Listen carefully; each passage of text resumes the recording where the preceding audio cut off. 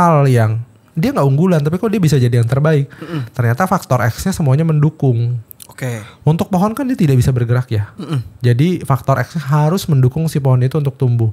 Bedanya di kita adalah kitanya bergerak nih, jangan lupa. Kita yang menyiapkan kondisi lingkungan kita untuk menjadi baik atau menjadi tidak. Oke, kita variabel bisa dikotak-atik nih ya, diri Betul. sendiri soalnya ya bisa bergerak. Bisa bergerak. Jadi Oke.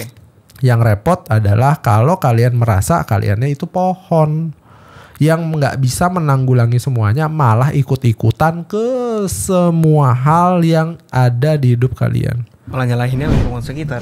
Betul, padahal kalian yang terima. Oke, welcome to Pikiran Si Boy. Episode selanjutnya, hari ini kita akan bahas hal yang menurut kita penting untuk dibahas lewat Pikiran Si Boy. Masih bareng Michael George. Halo semuanya. Kita mau bahas apa hari ini kok? Ya topik yang hangat banget lah kalau di kalangan pebisnis.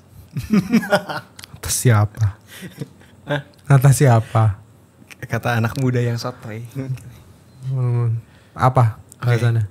Nomor 1 kok. Oke. Ini laporan keuanganmu adalah rapormu selepas kau lulus dari sekolah. Jadi rapotmu adalah laporan keuangan pribadi mungkin. Ini katanya Robert Kiyosaki masih. Oke. Gimana tuh kalau menurut pikiran si Boy? Rapotnya adalah laporan keuangan. Kalau di sekolah kita dulu dinilai berdasarkan rapot, kehidupan nyata dari laporan keuangan kali ya. Betul. Even pun orang yang punya usaha atau enggak ya, ini under notes dulu. Even pun kalian kerja kan kalian pasti harus nyatet personal expense. Iya. Karena personal expense hal yang emang kayaknya nggak penting, tapi bisa dianalisa. Pengelolaan pribadi nggak penting tapi bisa dianalisa. Oke. Fungsinya rapot emang apa? Emang buat laporan? Iya. Salah. Bisa. Buat dianalisa lah. Iya, buat Ya, analisa sih. betul. Emang. Buat orang tua yang nggak pernah ikut anaknya ke sekolah, rapot itu merupakan hasil belajar yang harus dibaca dan dianalisa. Iya. Buat anak memang itu bentuknya laporan. Tapi buat perspektif orang lain yang menerima itu laporan itu kan analisa. Nah sama bentuk kita laporan keuangan bukan untuk kita oh iya gue punya laporan keuangan, tapi goalsnya ya buat dianalisa. Buat apa? Kita lihat deh keuangan kita sebulan ini, apakah kita ada cicil barang baru atau tidak, apakah kita terlalu over budget terhadap satu hal atau beberapa hal lainnya, itu nggak akan bisa kita clarify kalau kita nggak ada pencatatannya. Oke. Bagian dari laporan keuangan ini ngobrol secara general terhadap personal ataupun korporasi. Iya. Kalau korporasi ya lebih parah dong, pasti semuanya penjualan, korporasi ya liability segala macam, asetnya aset tetap, aset tidak tetap, aset nyusut atau tidak menyusut, ya ada lah intinya laporan keuangan ya segalanya lah ujung-ujungnya, karena hal yang untuk dianalisa dan direview ya laporan keuangan. Berarti kalau game waktu sekolah itu bagus-bagus nilai, game waktu udah dewasa apa nih kok kalau laporan keuangan? Bagus-bagusan gedein aset kah, gedein cash flow kah, atau neracanya disimbangin atau gimana? Tergantung, balik lagi ke preferensinya. Kalau misalnya ngobrolnya adalah sekolah kan juga ketika orang ranking 1 mereka bisa semua hal. Iya. Tapi kalau kayak gini ngobrolnya, ada orang kerja, suami istri, anak 1. Suami istri anak 1, oke, keluarga kecil lah keluarga kecil, pendapatan income net per bulan, omset ya, total gross berdua dong kan yang kecil belum kerja. Siapa ngamen nih. Iya. Berdua ini adalah 15 juta rupiah. Oke. Ketika 15 juta rupiah dia punya laporan keuangan, apa sih guna laporan keuangan untuk keluarga kecil ini? Untuk ngelihat track historinya gimana ya? Iya, biasanya untuk apa lagi? Ketika nge-track apa yang di-track? Untuk apa? Forecasting ke depan. Forecasting bisa. Terus apa sih yang paling krusial? Lihat kondisi sekarang. Over expense atau tidak betul kondisi sekarangnya. Kalau nggak ada itu ya bisa jadi dia over expense. Jadi tujuan dia mencatat pencatatan keuangan ketika memang uangnya segitu-gitu aja bisa menghemat dari laporan keuangan. Bisa menghemat. Bisa. Contoh makan di luar ternyata dari 15 juta ini tax 3-4 juta ya. Boleh nggak ya aku masak aja deh misalnya belanja segala macam. Lebih hemat. Betul. Tapi kan dari laporan keuangan pribadi. Beda sama seorang kantor yang ngelihat Laporan keuangannya ternyata jelek, barang penjualan tinggi. Oh ternyata gaji pegawai terlalu besar atau banyak pegawai terlalu banyak sehingga tidak efisien. Harusnya omsetnya nggak segini, harusnya omsetnya lebih tinggi lagi. Berarti goals terhadap orang melakukan pencatatan keuangan itu bermacam-macam. Tapi dengan adanya pencatatan keuangan itu adalah satu-satunya barang yang atau satu-satunya laporan yang bisa dianalisa. Oke, enggaknya tujuan kalian masing-masing, tapi mulai dari personal expense dulu, sisanya kalian atur sendiri. Berarti sepenting itu kok ya. Sepenting itu laporan keuangan. Kalau masuk ke ranah pribadi nih, ini keluar dari coach dulu deh ya. Ya. Penting gak sih dirinciin cash flow-nya, pendapatannya? Biasanya kan banyak kategori. Iya kan, kalau intinya kan kalau si Robert Kiyosaki sih kalau nggak salah ya, dia 3 jurnal ya. Wah, aku nggak tahu. Tapi pada dasarnya ketika lakukan pencatatan,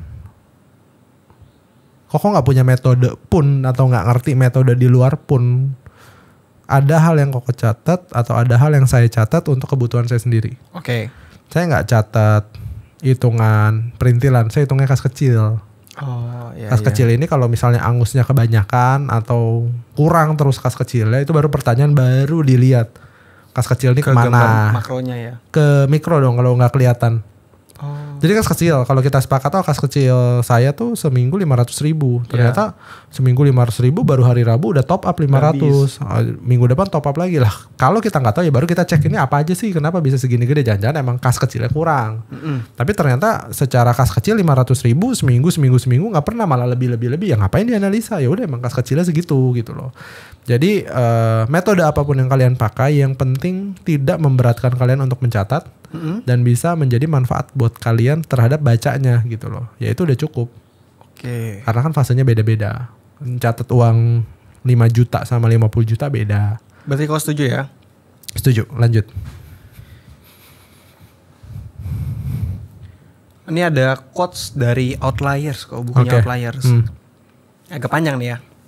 Pohon ek tertinggi. Pohon ek apa ya kok? Pohon namanya pohon ek. Iya tahu ya? Enggak. Pohon apa sih ini namanya? Lupa lah. Pohon ek tertinggi di hutan menjadi yang tertinggi bukan karena ia tumbuh dari biji pohon tergigi. Oke. Ia jadi yang tertinggi karena tidak ada pepohonan lain yang menghalangi sinar surya. Oke. Tanah sekelilingnya dalam dan subur. Nggak ada kelinci yang memakan kulit kayunya sewaktu kecil. Dan tidak ada tukang kayu yang menebangnya. Oke. Jadi ini adalah kekuatan kombinasi lingkungan. Oke. Nah menurut Koko gimana tuh? Menarik. Berarti bisa dibilang kayak banyak jalan orang menuju sukses, bukan karena dia lahir dari keluarga yang baik dan sukses. Iya mungkin banyak faktor yang mendukung. Betul. Kalau sukses gitu ya. Betul. Kalau misalnya kita tarik dari situ, pohon tinggi itu bukan besar karena dia merupakan pohon unggulan. Beda sama binatang ya, kan kalau binatang ada rasnya udah pasti dikawinkan. Tapi di posisi kita ngobrolin hal yang dia nggak unggulan tapi kok dia bisa jadi yang terbaik. Ternyata faktor X-nya semuanya mendukung. Oke. Untuk pohon kan dia tidak bisa bergerak ya. Jadi faktor X harus mendukung si pohon itu untuk tumbuh. Bedanya di kita adalah kitanya bergerak nih, jangan lupa. Kita yang menyiapkan kondisi lingkungan kita untuk menjadi baik atau menjadi tidak. Oke, kita variabel bisa dikotak-atik nih ya, diri Betul. sendiri soalnya ya bisa bergerak. Bisa bergerak. Jadi variabel X-nya adalah bukan kalau dibilang tidak ada kelinci yang menggigit batang pohonnya ketika dia masih muda. Iya, waktu masih pohonnya betul. Sama obrolannya ketika kalian udah mulai punya uang, kalian berteman sama teman-teman kalian yang uangnya lebih banyak terus tiap malam ke night club nggak? Itu kena kelinci tuh. Ya kalau kalian mengiyakan dan merelakan kalian menyerahkan diri, ya kalian jadi membiarkan kelinci itu gigit jadinya.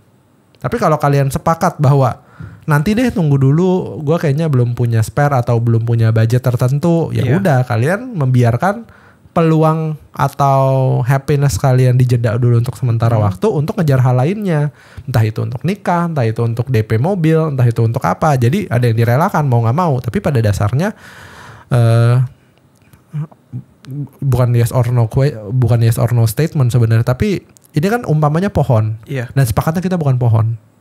Faktor X, faktor X yang ada di pohon ini kita amat sangat bisa tanggulangi. Oke. Yang repot adalah kalau kalian merasa kaliannya itu pohon. yang nggak bisa menanggulangi semuanya, malah ikut-ikutan ke semua hal yang ada di hidup kalian. Malah nyalahinnya lingkungan sekitar kok ya. Betul, padahal kalian yang terima. Misalnya udah beres kerja, nongkrong yuk bro, gini, bro, udah merit kalian, ikutan nongkrong, istri malah nggak makan bareng, pulang malam, giliran masuk angin minta dikerokin sama istri, istrinya gebuk pakai botol kaca, ya nggak terima juga, ya berantakan deh semuanya. Tapi kan positioningnya adalah banyak hal yang kita nggak sadari ketika kita bergerak, dan percayalah setiap gerakan atau setiap hal yang kita lakukan itu impactnya besar gitu loh. Oke. Impactnya sangat besar. Jadi yes or no statementnya adalah pohon ini memang dibiarkan semesta untuk tumbuh tinggi. Tapi kalian itu tidak dibiarkan gitu aja. Kalian punya pilihan. Membuat faktor X ini menjadi faktor X yang terbaik. Sama, saya miskin dan menyedihkan pada saat itu. Saya memutuskan untuk tidak rokok dan tidak minum alkohol. Uangnya ada kayaknya mas, bisa kayaknya rokok sebatang. Tapi kalau dibilang cukup enggak buat ngerokok seumur hidup, kayaknya enggak cukup. Dua, sayang enggak kalau udah adiktif rokoknya terus ngerokok terus. Punya uang dikit buat ngerokok, beli sehari bisa 3 slop segala macam. Terus kalau ditanya, oh enggak punya duit kenapa? Gue rokoknya gini-gini, susah nih udah kecanduan ngerokok. Yang salah rokoknya apa salah yang kita yang mulai? Goblok yang mulai Leo ya. Enggak tahu. Ada orang yang bilang, gue bisa kok untuk berhenti ngerokok, suka-suka gue, ini mah cuma iseng doang gue. Iya. Saya nggak bisa. Saya hindari sebelum saya punya masalah dengan barang tersebut. Dibandingin kehujanan lah, kita ayungin dulu dah. Betul. Gitu ya. Kalau ditanya, lu nggak ngerokok? Enggak, gue ngerisol. Karena jelas harganya sama, dapetnya 2, lebih besar. Zaman dulu ya kok ya. Oh iya, karena 1.400 dulu, ngaco. Wah, zaman kapan tahu. Lah iya, kamu masih kecil. Tapi intinya adalah pada saat zaman Risol 1.400 tuh rokok tuh udah 500 perak kayaknya. Kalau saya ingat rokok. Tapi ketika kita bisa punya kemampuan untuk merokok, Risol tuh kenyang loh. Jujur. Iya, bener-bener. Jadi gak ada urgensi lagi untuk kita milih rokok. Tapi saya gak ngomongin rokok itu salah ya. Ini personal experience. Kenapa saya melakukan hal yang menurut saya itu gak bisa dikontrol.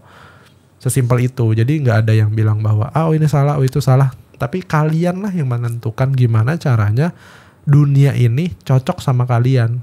Oke. Gitu. Lanjut. Berarti kalau menurut Koko lingkungan penting ya? Penting bukan lingkungan yang penting, pribadinya yang penting. Oke, pribadi kan anggaplah kita benih yang standar ya. Betul. Kayak pohon. Betul. Terus lingkungannya gimana? Lingkungan kita yang mutusin. Lingkungan kan kita yang mutusin. Kadang ya. Enggak dong. Mutusin lingkungan. Enggak loh, segampang itu kok. Saya aja gak punya saudara karena putus semua hubungan sama saudara. Gelap lagi. Nah tapi maksudnya sesimpel itu.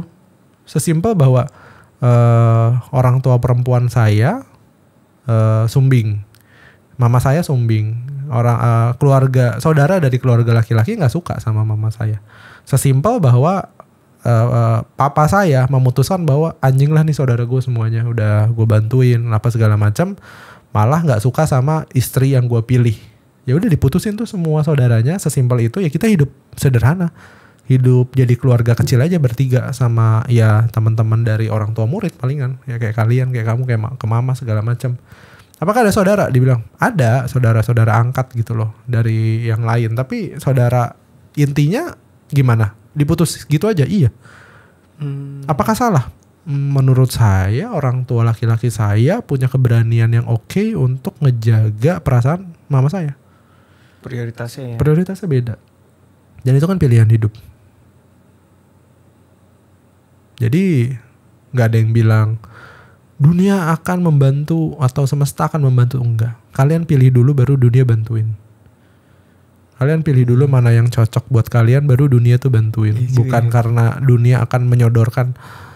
Nggak ada. Semua orang hebat lah. Raffi Ahmad pun di titik sekarang ikut casting gila-gilaan, kerja dari pagi sampai pagi, apa segala macam dikerjain, baru ketemu banyak orang hebat di titik sekarang segala macam. Nggak ada ceritanya dia duduk diam langsung ditawarin film apa, nggak ada yang kayak gitu. Main agak deep ya kok ya. Ya menarik lah. Tapi jangan salahkan dunia terhadap gagalnya kalian. Oke. Kita yang bisa milih sebenarnya. Aduh ngerokok udah gini. Enggak lah, kalian yang milih kok. Kita percaya pilihan kita pasti punya alasan. Lanjut. Oke. Udah 13 menitan kok. Udah ya, berarti kita review. Ya, jadi yang pertama. Ini masih ada satu lagi sebenarnya. Ini kita bahas singkatnya ya kok ya. Nanggung. Orang hidup secara miskin karena mereka tidak bisa menjual atau mereka tidak punya apapun untuk dijual, termasuk dirinya sendiri. Ya. Jadi dia nggak bisa jual dirinya sendiri juga. Betul. Menurut kau gimana tuh? Nggak punya value kali ya mungkin ya. Biasanya orang yang nggak pernah salah. Hah? Orang yang nggak pernah salah? Karena kan dia nggak pernah belajar apa-apa jadinya. Oke, terus? Ya udah, jadi dia nggak punya value apapun. Umumnya. Jadi kalau misalnya orang yang ranking 1 sekolah dong. Nggak juga lah, banyak yang jadi dokter kok. Iya. Banyak yang jadi dokter. Tapi pada dasarnya ketika kalian nggak punya value apapun, bisa kalian nggak belajar aja dari apapun. Jadi orang tuh bingung gini. Beberapa chef artis yang saya tahu kan dari tukang cuci sayur ya. Chef ya. Chef Juna, Chef Arnold. Oh emang ya? Loh, Chef Arnold kayak di Australia jadi tukang cuci sayur dulu. Jadi tukang cuci sayur baru jadi tukang prepare. Setahu saya, correct me if I'm wrong. Dari tukang prepare baru jadi junior chef atau asisten chef. Di Australia ya, woy. Loh, tapi apapun itu. Terus kalau kalian diem di rumah terus berharap dipanggil jadi chef, siapa kalian? Kan gak ada value yang keluar. Tapi kan value kan created, not gifted gitu loh. Bukan Tuhan menganugerahkan kamu kebijaksanaan tertinggi untuk bisa jadi presiden. Enggak, presiden kita tukang kayu kok. Iya. Nggak ada tuh presiden kita apa tiba-tiba gitu. Bangun tidur. Bukan, maksudnya nggak ada proses perjalanan ya. Hampir semua presiden punya prosesnya. Bapak Susilo Bambang Yudhoyono apa segala macam. Banyak proses yang dilalui sampai titik dia jadi presiden. Bukan seperti Dalai Lama yang ditahbiskan, paham nggak? Yang emang dia bagian dari reinkarnasi. Ya udah, lu jadi Dalai Lama, lu nggak bisa jadi presiden Indonesia. Kan nggak lucu juga gitu loh. Ya gitu. Jadi semuanya adalah pilihan, semuanya adalah perjuangan. Kalian adalah kalian ya pemilik hidup kalian lah gampangannya. Jadi orang hidup secara miskin karena mereka tidak bisa menjual, setuju? Setuju. Mungkin lebih ke arah bukan tidak bisa menjual, tidak pernah belajar. Memasakkan diri sendiri. Bukan, tidak pernah belajar apapun. Kalaupun dia melakukan sesuatu, dia menganggap itu sebagai bukan sebuah pelajaran, tapi sebagai sebuah kesedihan atau apa, beban atau apa. Jadi rasanya nggak belajar. Gak ada yang bisa diambil. Gak ada yang bisa diambil. Betul. Cuman ngeluh soalnya. Betul. Tapi kalau mereka merasanya apa ya namanya, dari basic bahwa ternyata jadi tukang cuci piring tuh kayak gini ya. Ternyata restoran tuh cara kerjanya begini ya. Kalau abis gue cuci piring ada waktu senggang, gue nge-prepare deh, gue minta izin sama bos gue atau apa. Itu kan mereka belajar. Tapi kalau ambil cuci piring, anjing ini nasib ini tuh tukang cuci piring, kapan gue kayaknya kalau kayak begini terus. Kapan bos gue ngangkat. Semuanya diserahkan sama keadaan yang tidak baik sama kalian, sedangkan kaliannya gak mau ngerubah. Itulah mungkin obrolan kalian gak belajar apa-apa sebenarnya. Mungkin dia pohon kali kok. Bisa. Bergerak maksudnya. Bisa jadi. Tapi bisa mati. Tapi mati. Mati. Review ya kok ya. Ya. Yang pertama tadi, laporan keuanganmu adalah rapotmu selepas kau lulus dari sekolah. Ya. Setuju? Setuju. Oke, yang kedua adalah outlier. Tadi pohon X tertinggi itu bukan jadi tertinggi karena diri sendiri, tapi karena kombinasi lingkungan. Ya, kombinasi lingkungannya betul, tapi ingat kita bukan pohon, jadi kita memilih lingkungan apa yang akan kita mau pilih. Oke, yang ketiga ada orang hidup secara miskin karena mereka tidak bisa menjual diri sendiri. Lebih halusnya mungkin karena mereka tidak belajar terhadap apa yang sedang dikerjakan. Itu kali buat episode kali ini. Thank you banyak semua yang udah nonton. Jangan lupa komen, like, and subscribe video ini kalau video ini bermanfaat untuk kalian. Mohon maaf kalau ada hal yang tidak berkenan dalam video ini. Bisa diambil baiknya aja lah, buruknya kasih kucing. Hitungannya. Thank you semuanya, semoga bermanfaat. See you at the next episode. Bye. Thank you.